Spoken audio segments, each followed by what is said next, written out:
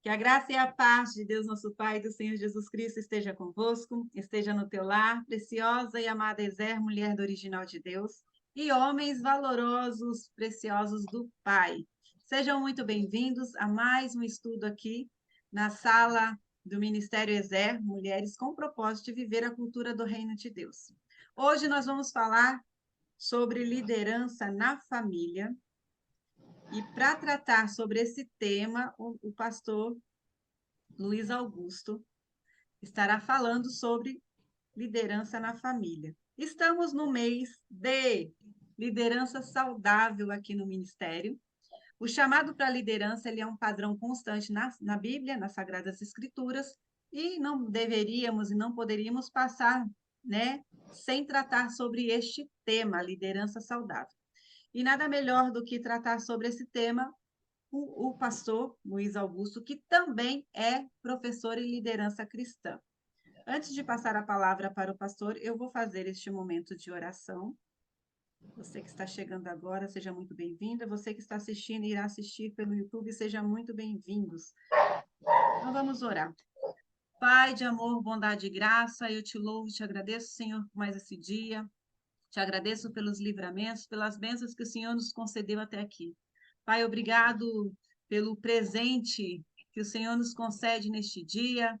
Obrigado, Senhor, pela vida de cada mulher, de cada família que está participando dessa reunião ou que irá assistir posteriormente este estudo, Pai. Obrigado, Senhor, pela vida do pastor Luiz Augusto, que aceitou o convite e eu creio que foi o Senhor quem colocou ele para fazer esse estudo para conosco, Pai. Que nós possamos entender e aprender todas as preciosidades que o Senhor tem para falar aos nossos corações, que venhamos aprender para ajudar e auxiliar os nossos respectivos esposos sobre como liderar a liderança saudável na família, como ajudar o sacerdote do lar, como nós, como esposas, mulheres do teu original, possamos auxiliar sem usurpar o papel do homem, do líder na família, Pai. Senhor, eu te agradeço por tudo, Senhor, porque por essa razão nós nos colocamos diante do Senhor, da qual recebe o nome toda a família nos céus e na terra. Nós entregamos este momento diante do Senhor, venha continuar ministrando aos nossos corações, Espírito Santo de Deus, e trabalhando na vida de cada família. Pai, em nome de Jesus, quebra tudo que atrapalha nós entendermos, abra o nosso entendimento, que possamos compreender a tua palavra. Assim eu oro, em nome de Jesus. Glória a Deus. Amém, amém e amém. Seja bem-vinda, pastora Gláucia, Gleide. E aí estamos nós aqui. Então, vamos lá, pastor Luiz Augusto, a palavra está contigo. Fique à vontade. Muito, muito bem. Boa noite a todas as irmãs e a todos os irmãos e a todos os amigos que posteriormente irão ver esse vídeo através do YouTube. Que o bom Deus os abençoe, que a graça dele seja abundante e as misericórdias dele sejam abundantes na sua vida, na sua família, na sua casa, e que haja e ele me abençoe com toda sorte de bênçãos espirituais. Diante disso, sou grato à minha amiga, muito amiga, de companheiro de fé e esperança, bem como o seu querido esposo, pelo convite e pela confiança também de poder lhes trazer essa palavra sobre liderança na família. Então, diante disso, sem mais delongas, minhas queridas amigas e amigos, irmãos, a palavra de Deus nos diz que nós podemos entender que, assim como na liderança, é o slide seguinte, assim como um casamento entre homem e mulher, ele é estabelecido numa relação de amor e vida, também é uma aliança que vai uni-los. Sendo assim, o casamento ele é uma expressão do cumprimento do vínculo do amor, né, que se dá entre Deus e o seu povo.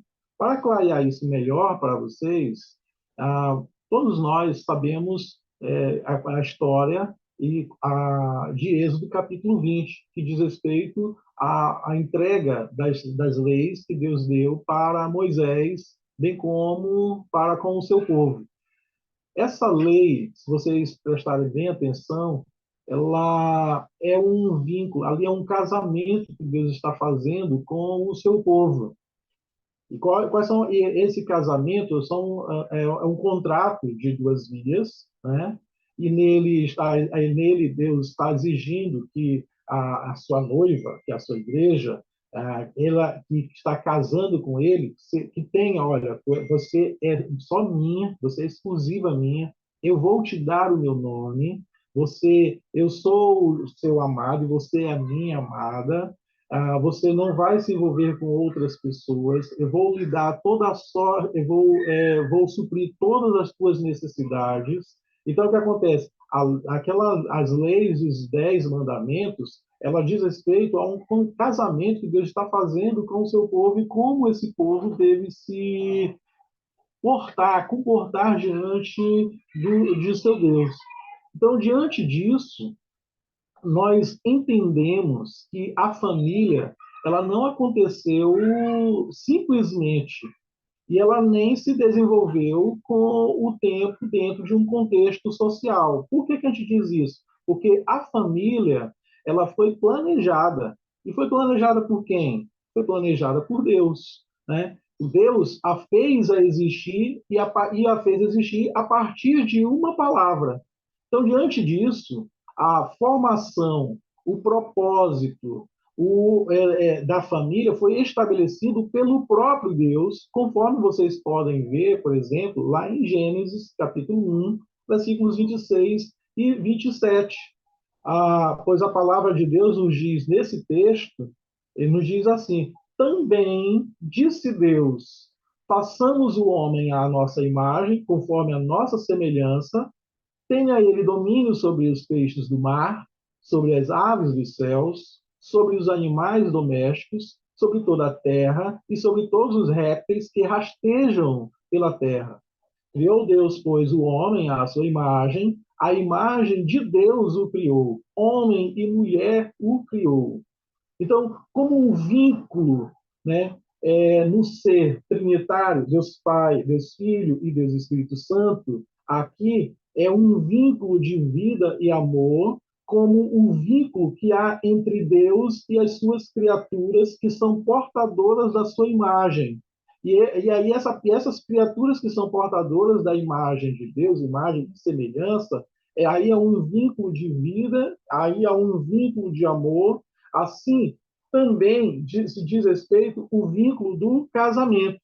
O aspecto mais básico, mais simples de uma família é também um vínculo de vida, é também um vínculo de amor. Então, e esse vínculo, ele nunca pode, de forma alguma, ser quebrado.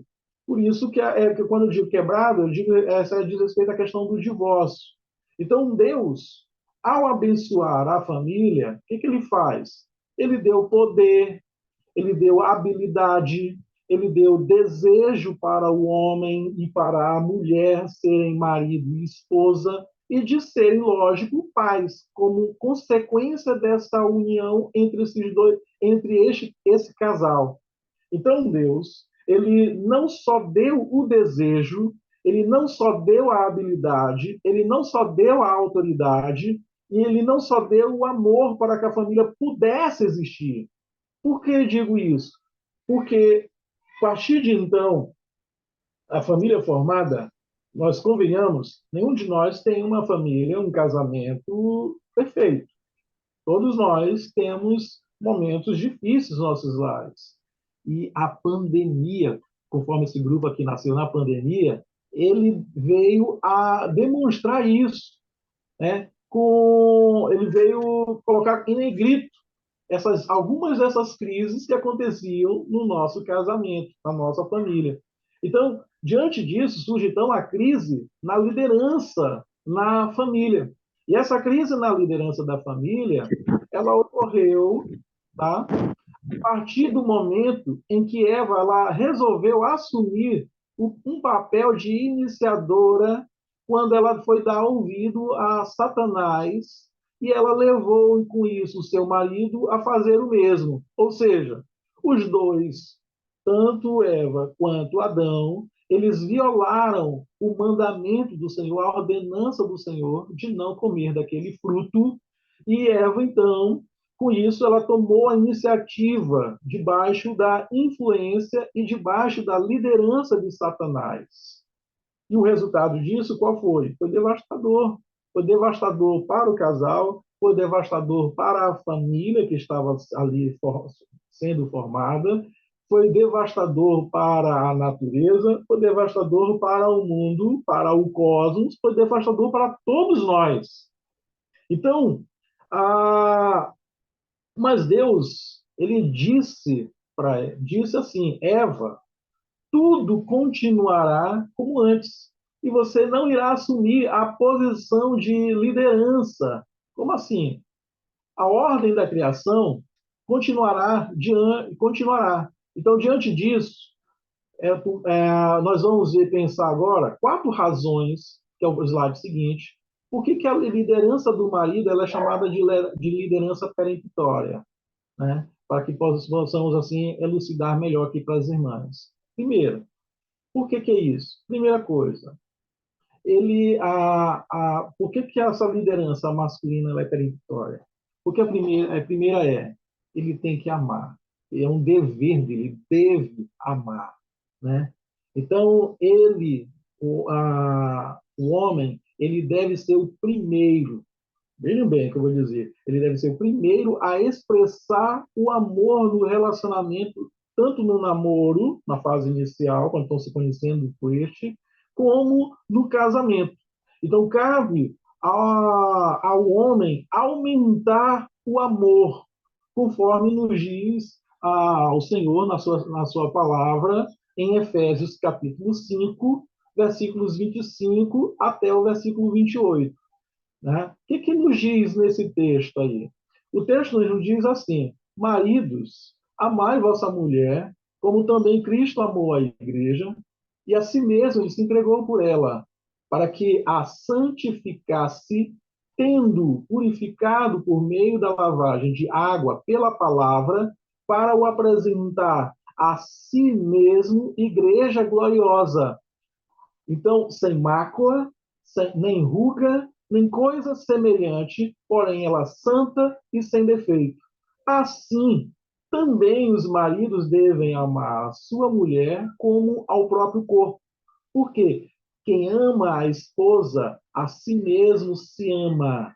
Então, minhas queridas amigas e meus queridos amigos, Deus ele coloca sobre maridos e sobre pais a responsabilidade de iniciar, de manter, de sustentar, de desenvolver essa relação amorosa entre marido e esposa, entre pais e filhos.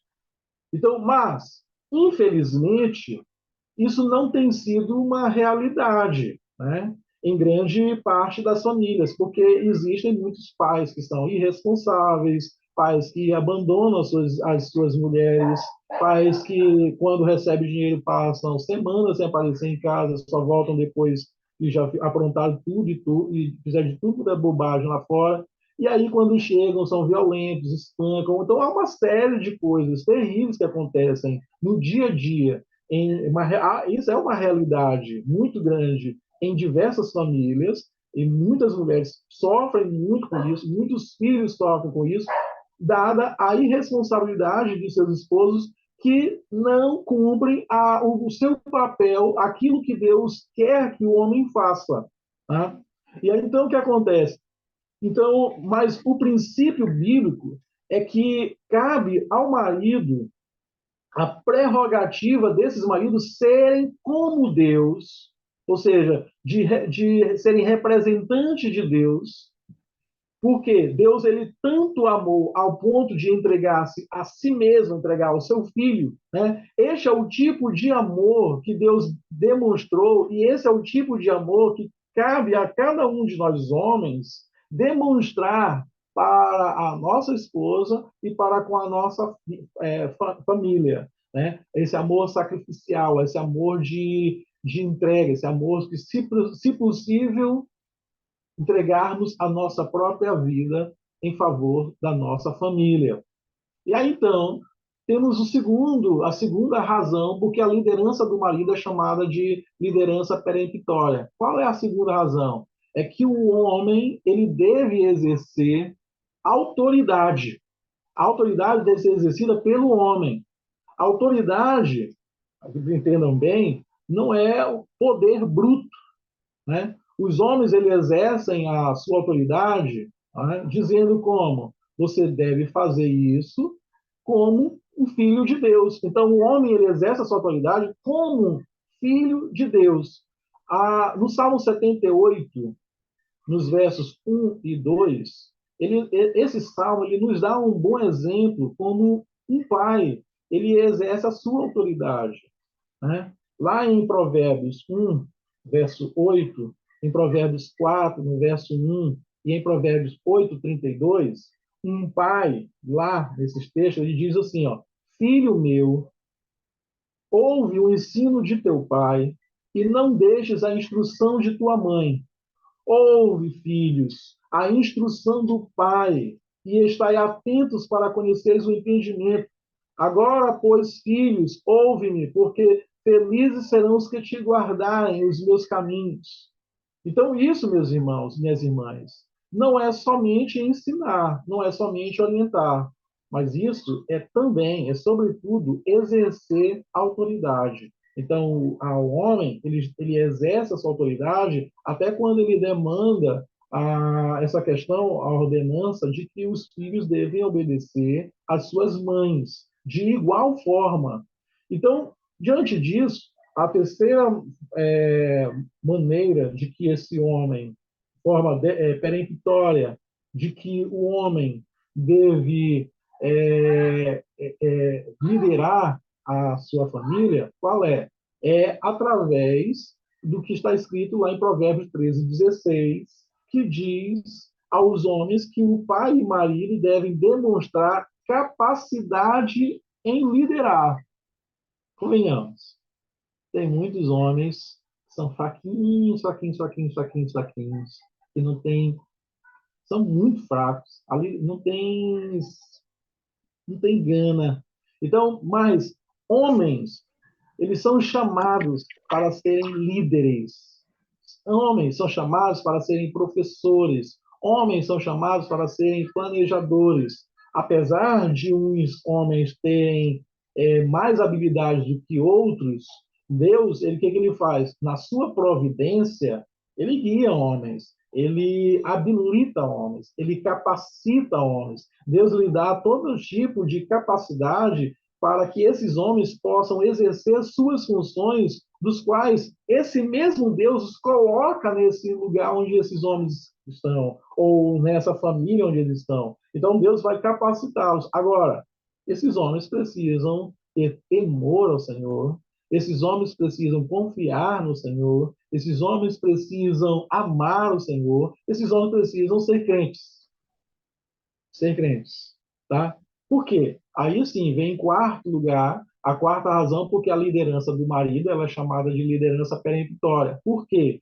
Porque os homens, eles devem demonstrar a capacidade de prover. O homem tem que demonstrar a capacidade de prover. Por que isso? Porque esta é uma responsabilidade do homem. Em Provérbios 6, versos 8 a 11, em Provérbios 10, versos 4 e 5, em Provérbios 12, o verso 11, e em muitos outros textos que eu poderia citar para servir de referência, nos mostram justamente isso. E nos mostra até que isso é um privilégio, o homem prover as necessidades da sua casa. Isso é um privilégio para o homem ser o provedor do seu lar, né? Porque quando ele age dessa forma, ele vai estar assim exercendo a sua liderança em amor. Ele provê, ele supre tudo aquilo que a família está precisando como uma demonstração de amor para com a sua casa. Então é aqui que justamente é nesse momento que o amor vai se encaixar, né? Por que isso? A ideia é, pai, se você ama a sua esposa, se você ama os seus filhos, você vai assumir o papel de provedor. E agora vejam bem, provedor espiritual, provedor social, provedor cultural. São três tipos de provisões. Há pessoas que só se preocupam eu passo o dia todinho trabalhando, manhã, tarde, noite, chego em casa, mas não, aí tem muita gente que se orgulha. Ah, mas ele não deixa faltar nada, a geladeira sempre está cheia. Mas aí o que acontece? E o filho? O filho está carente de pai, a filha está carente de pai, né? A esposa está carente de um esposo, de um homem. Então, essa questão de provisão é em todas as áreas. A família não está debruçada diante da palavra, a família não caminha junto para cultuar a Deus, não leem, não oram, não há um culto, não há devoção, não há entrega, não há paixão, não há ardor. Então, o que acontece?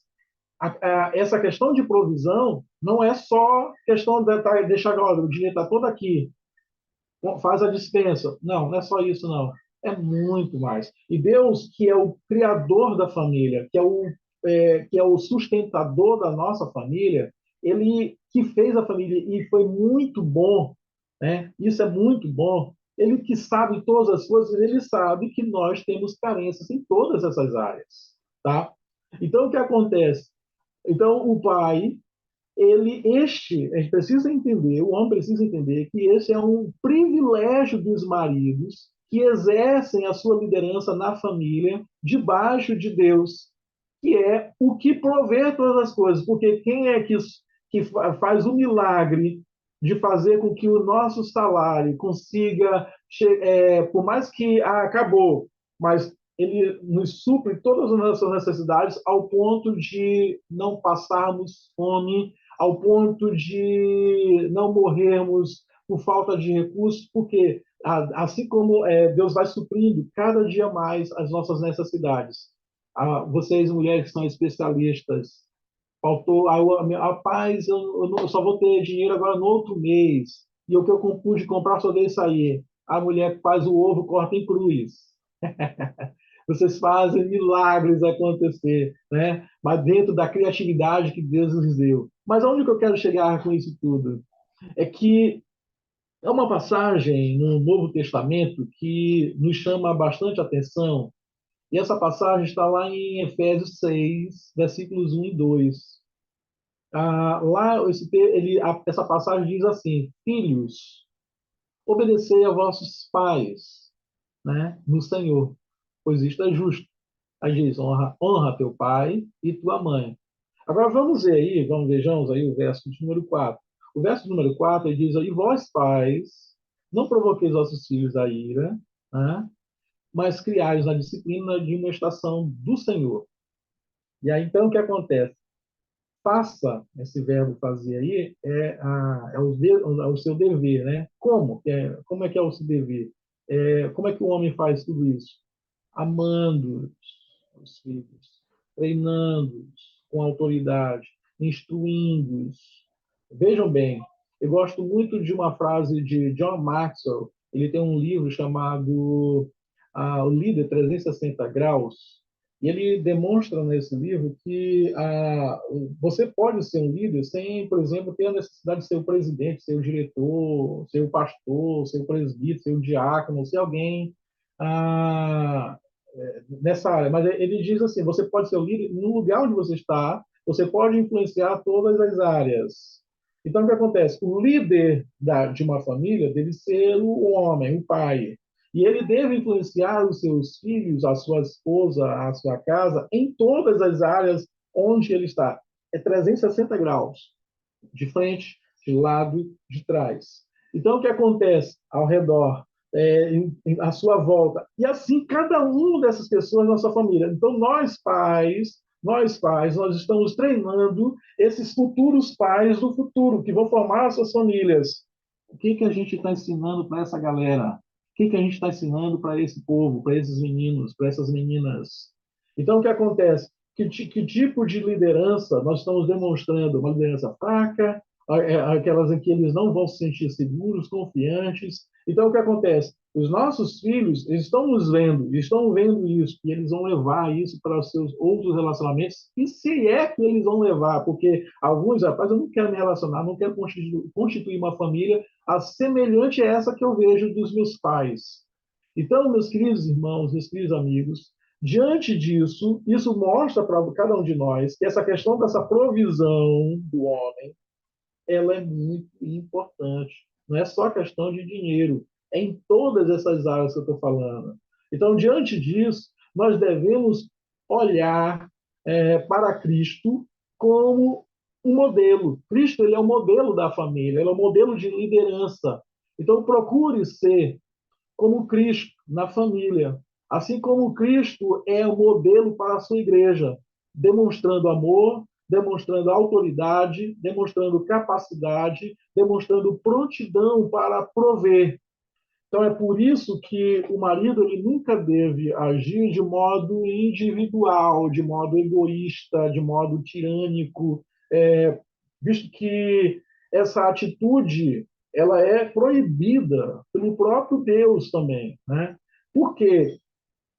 Por que eu digo isso que é proibido por Deus? Porque viola o amor, viola a sabedoria, viola o relacionamento com o Senhor Jesus Cristo. Então, os maridos, eles devem lutar contra o individualismo, eles devem lutar contra o egoísmo, eles devem lutar contra a irresponsabilidade, que é uma grande verdade na maioria dos lares do mundo todo. Então, Deus deu aos homens, a nós homens, a função de liderar. Portanto, os homens devem ser responsáveis diante de Deus. Deus vai pedir conta disso, dessa nossa liderança. Como é que nós exercemos a nossa liderança no nosso lar? Deus não deu a liderança ao homem para o homem fazer o que dá na cabeça deles, não, né? Eu sou o homem da casa, eu que mando, aqui a regra é minha, fez aquilo. Não, não é dessa forma. Ser líder significa ser servo.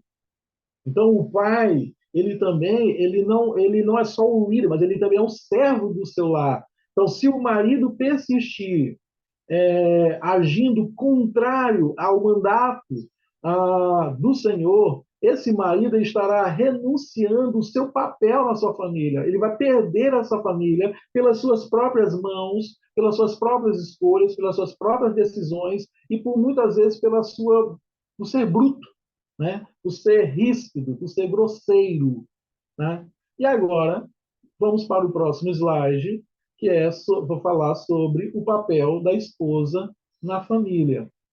Já falamos aqui sobre o papel do marido, agora vamos ver o papel da esposa. Qual é o papel da esposa? Olhemos, minhas irmãs queridas, olhemos para Gênesis, capítulo 1, versículos 26 e o versículo 30. Nesses dois versículos, nós vemos que Deus ele criou lá a fêmea, né? Depois dele ter criado o macho. Tá? Então, a passagem, claramente, ela nos indica que, na sua origem, a fêmea, a mulher, ela foi criada da mesma substância do macho, do homem.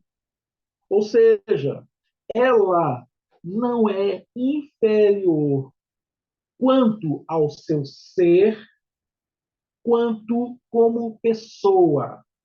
Então, o que eu estou afirmando é a mulher ela não é inferior quanto ao seu ser e quanto pessoa ao homem. Ela não é inferior. Ela não é inferior por quê? Porque ela é portadora da imagem e semelhança de Deus. Tá? Então, a mulher ela é uma pessoa tanto quanto o homem.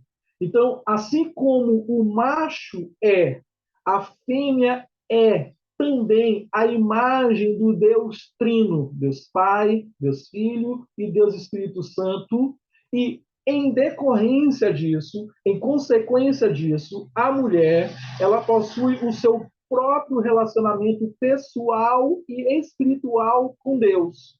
Se não, vejamos, vocês já oraram aqui hoje, só vocês e Deus. Vocês já oraram pelos seus esposos, vocês já oraram pelas suas filhas, vocês já oraram por essa programação, por essa agenda que nós estamos tendo aqui nesse momento. Vocês, depois, quando terminar, irão ainda interceder a Deus. Então, o que acontece? Há um relacionamento íntimo e próximo de vocês, das mulheres, com o seu Criador, com o seu Deus. Então, o que acontece? Ela, a mulher, ela recebeu o mesmo mandato, tá? Que recebeu o marido, que ele recebeu de Deus. Então, ela, a mulher, ela deveria, então, o quê? Qual foi o mandato que Deus deu? Ela deveria cultivar, né, o jardim, né, com o seu marido, junto com o seu marido. Ela deveria dominar, né, dominar sobre ele, sobre o jardim ali, né, a natureza, junto com o seu marido.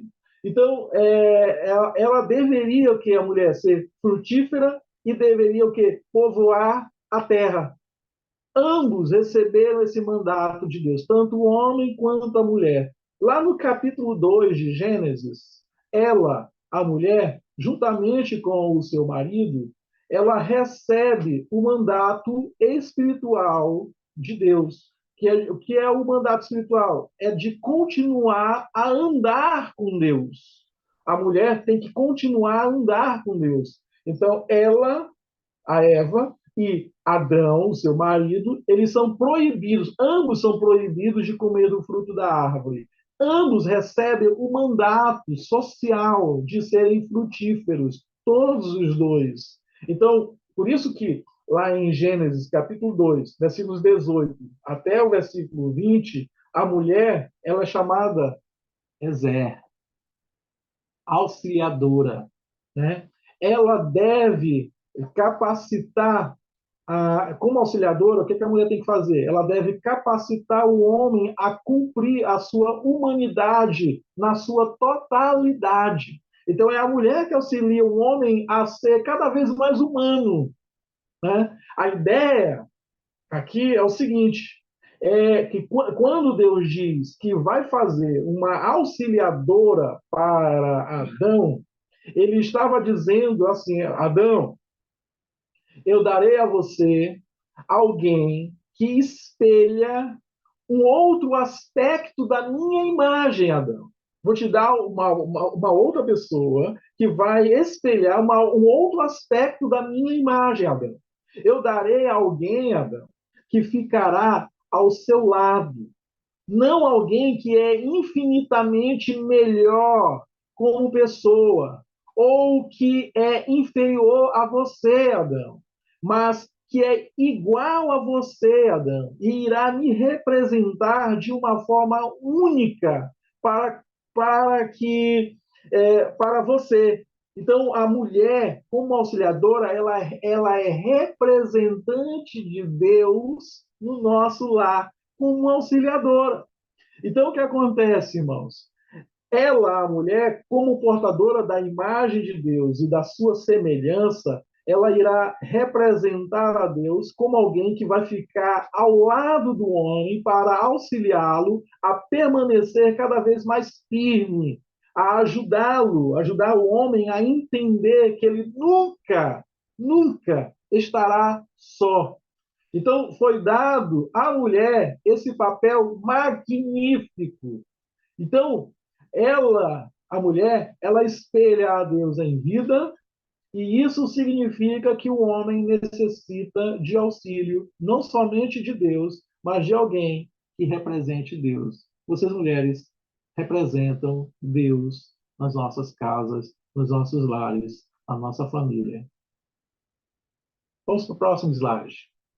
Vamos falar sobre os filhos.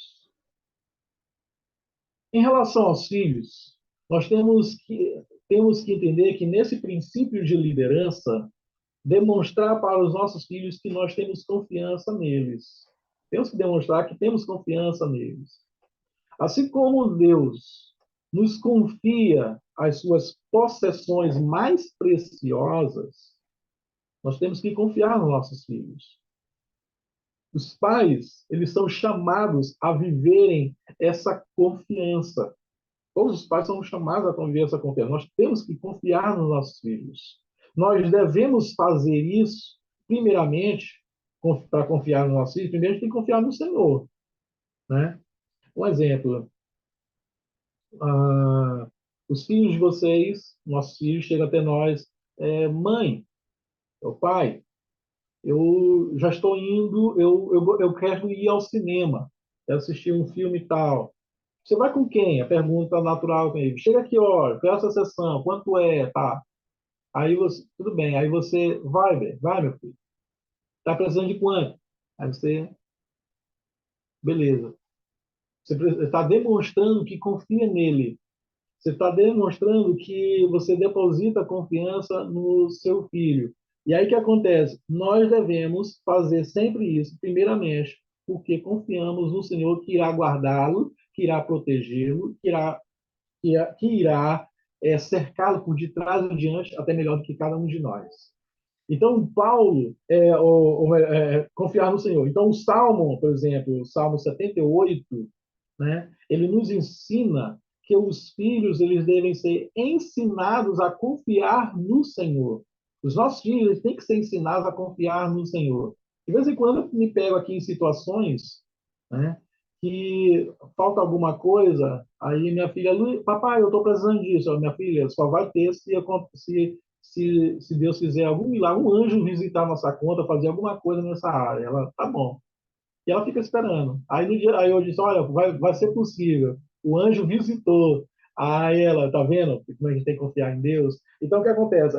Tentando mostrar para ela a confiar em Deus e a mostrar para ela que Deus ele supre todas as nossas necessidades, até porque Ele mesmo, a sua palavra, nos diz que sem Ele nada podemos fazer. Então, é uma forma de estar ensinando, treinando, moldando, modelando os nossos filhos a crer no Senhor da melhor maneira possível, através das experiências que eles também veem. Às vezes a gente não conta nada para eles, né? Mas é bom contar para que eles possam enxergar o milagre de Deus agindo na família dele, dentro da casa dele, no dia a dia. Então, a, Deus ele nos deu, nos fez e nos confia e confia em nós ao ponto de nos confiar as suas possessões mais preciosas. Os pais são chamados a viverem essa confiança. E aí então nós precisamos entender justamente isso. Nós precisamos treinar os nossos filhos no caminho do Senhor, e isso significa que nós devemos expressar e viver a nossa confiança em Deus. Temos que demonstrar isso para eles. E aí eu pergunto a vocês, o que é que significa confiar? Né? O que é que significa confiar? A criança que nos conhece, ela confia em nós. Vamos imaginar o seguinte, você vai atravessar uma avenida, né? A criança está ali segurando a sua mão, mas você está atento aos carros que vêm da esquerda, ao que vem da direita, ou então às vezes o que vem atrás de você e o que vem na sua frente. Você está ali ligado, atento. Você está preocupado com o trânsito, esperando a melhor oportunidade de atravessar. E o seu filho não está tendo nenhuma dessa preocupação. Por que, que ele não está tendo nenhuma preocupação dessa? Porque ele confia no pai, porque ele confia na mãe, e a confiança dele é tal que ele para ele não está correndo risco nenhum tipo de risco. Então, a criança que confia em nós, ao ponto de ter certeza absoluta que não deixaremos nada de ruim acontecer com elas, isso é o significado de confiar. Né? Esse é o tipo de fé que leva à confiança e que expressa o amor aos pais para com os filhos e dos filhos pelos pais, e vai espelhar, acima de tudo, o amor de Deus por nós. Então, Deus confia em nós, porque Ele nos ama como pais. Ele sabe que nos revelou o seu desejo, que Ele nos revelou o seu desejo e que Ele nos deu o seu Espírito Santo. E não somente para que nós conheçamos a vontade de Deus, mas também para que nós possamos entender a palavra de Deus e também possamos cumprir essa palavra de Deus. Então Deus ele nos confia seus filhos. Esses nossos filhos não são nós, são de Deus, são herança do Senhor. Então, ele nos confia amando os seus filhos, como ele os ama, porque ele nos ama, e amando-nos, isso quer dar-nos uma das maiores alegrias que existe no mundo. E Deus nos dá a maior alegria que existe no mundo. Qual é a maior alegria que existe no mundo para nós? São os nossos filhos.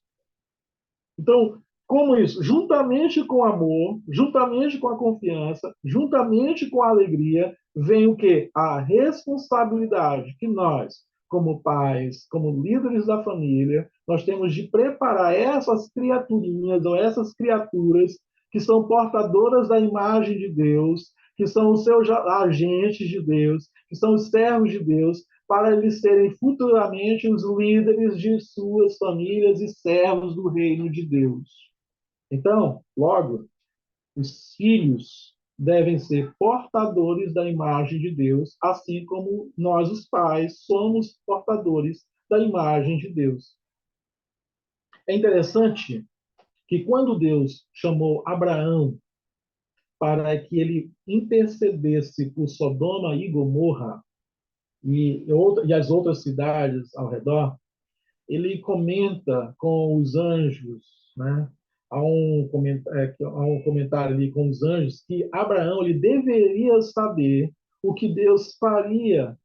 Por que Abraão tinha que saber o que Deus faria ali em Sodoma e Gomorra? Porque Abraão teria de ordenar, olha só, ele teria de ordenar, ele teria de ensinar, ele teria de treinar, ele teria de guiar os seus filhos, os filhos de Abraão, no caminho do Senhor, para que eles não pudessem fazer para que eles pudessem fazer o que era justo e reto diante do Senhor e não praticar tudo aquilo o que essas civilizações, esses povos faziam, tanto em Sodoma quanto em Gomorra. Então, deveria servir de exemplo. Então, pais e mães, nós somos chamados por Deus a serem os primeiros a levar as verdades que Deus tem revelado aos seus filhos. Nós somos chamados para ser os agentes iniciais, para levar os nossos filhos a um relacionamento espiritual com Deus. E eu quero concluir dizendo o seguinte para os irmãos. A, a liderança no lar, a liderança na família, ela, para ser saudável, para ser eficaz, para ser uma bênção na nossa família, no nosso lar, nós precisamos desenvolver algo essencial da nossa casa. É, não, o homem precisa entender o seu papel, precisa ser marido, ser o líder da casa. A mulher precisa entender o seu papel, ser auxiliar. Ambos precisam treiná-los, moldá-los, equipá-los, qualificá-los, prepará-los, os filhos, para da melhor maneira possível. Beleza. Agora, como é que anda a nossa vida com Deus? Como é que anda a sua vida com Deus? Por que eu estou perguntando isso? A, a gente entende que quanto mais você está próximo de Deus, quanto mais você investe a sua vida espiritual, quanto mais você se dedica ao Senhor, se consagra ao Senhor, consagra a sua família ao Senhor, consagra o seu coração ao Senhor, sabe o que vai acontecer com isso? É que a palavra de Deus nos diz que é para a gente se enchermos do Espírito, né? Do Espírito Santo. Mas à medida que quanto mais cheio do Espírito Santo, um pai, a mãe, os filhos vão tendo mais próximos de Deus, isso vai demonstrar uma maturidade espiritual com Deus. E essa maturidade espiritual, ela vai ser refletida no nosso relacionamento dentro de casa, dentro do nosso lar, entre esposo e esposa e entre os pais e os filhos. Como Como? Quanto mais próximos de Deus os pais forem, os filhos vão perceber pelo domínio próprio, pela mansidão, pela longanimidade, pela benignidade, pela fidelidade, pelo fruto do Espírito. Então, pelo fruto do Espírito, essa liderança ela vai ser exercida e vai ser demonstrada e vai mostrar para os nossos filhos o quanto nós somos tementes ao Senhor, o quanto nós confiamos ao Senhor. E aí, esse Deus que habita em nossa casa, que tabernaculou em cada um de nós, que mora em cada um de nós, ele vai nos proporcionar e nos ajudar a ensinar os nossos filhos o caminho que eles devem andar, para que quando eles estiverem mais idosos, mais velhos, eles não se desviem do Senhor. Por quê? Por conta também do relacionamento íntimo e próximo da maturidade espiritual que você e eu demonstra convivendo com o nosso Deus, e isso se refletindo amando a esposa amando seu esposo e ambos se amando e os filhos sendo receptores dessa harmonia. Portanto, que o bom Deus lhes abençoe, lhes dê graça abundante sobre cada um de vocês, sobre cada família. Que o Senhor adentre a sua casa e na sua casa ele faça morada. E que você sirva ao Senhor com todo o seu coração, com todos os seus recursos, com todas as suas posses, com tudo que há em você. Oremos ao Senhor.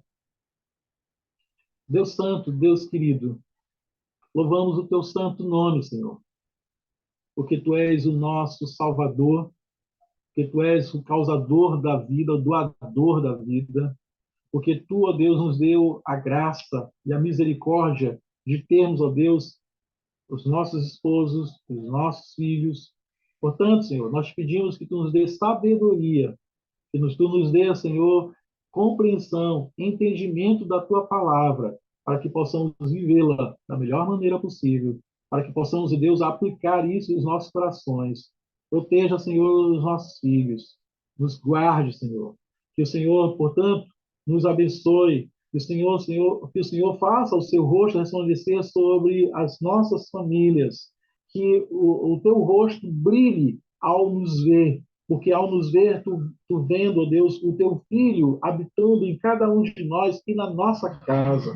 Que teu filho, Senhor, que um dia bater na porta do nosso lar, ó Deus, ele de fato esteja habitando na casa de cada um desses irmãos queridos. E, portanto, Senhor, em nome do teu filho Jesus, te agradecemos, porque tu nos corrige, e tu nos corrige, tu nos disciplina, é porque nos ama, porque tu és o nosso Pai, o nosso Deus querido. Portanto, é no nome santo de Jesus que eu te peço. Abençoe este ministério Ezer com toda sorte de bênçãos. Em nome santo de Jesus. Amém. Amém. Glória a Deus. Louvado seja o nome do Senhor. Glória a Deus. Louvamos a Deus pela vida do pastor Luiz Augusto, que aceitou o desafio. Aleluia. Deus abençoe a sua vida, abençoe a sua Amém. família, o seu ministério.